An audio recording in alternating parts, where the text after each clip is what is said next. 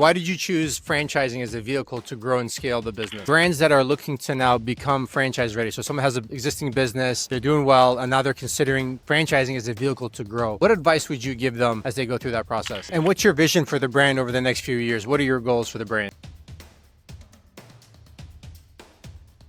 All right, it'd be great if you can introduce yourself first and tell us about your business. Yeah, so I'm Harvey Hillier with Dermani Med Spa. We have 28 open locations and 18 more in development, and looking forward to just being that affordable luxury to the masses there for the med spa space. And tell us about how many stores or how many of you operated yourself before you started franchising. We have 5 corporate locations that are humming along. Those have been open actually 11 years. We took 6 years before we actually started franchising. Got a real good proof of concept in place. I think that's super important wherever you're franchising. That's great. And why did you choose franchising as a vehicle to grow and scale the business? So we just felt it was a good way to go. It was a recurring revenue membership model, and it fit nicely. We really wanted to get the brand out a little faster than we could on our own as far as to get it out there and scale it. We felt like we had a better mousetrap, and it's proven to be a real good situation across the country. And we just felt that was the best vehicle to get out there and truly get nationwide. And so it's been great for us in that regard. So it helps with really kind of speed to market and getting locations up faster without having to have capital constraints to really open how many you can at a specific time as well. You hit the nail on the head. That's exactly right, to get it out there. And then also, really, we got the collective genius of different franchise owners too to kind of give us that different perspective as well. And when you were developing the franchise model or getting franchise ready, what was that process in terms of getting ready to go to market with the franchise concept? We actually brought in some consultants with iFranchise Group. We've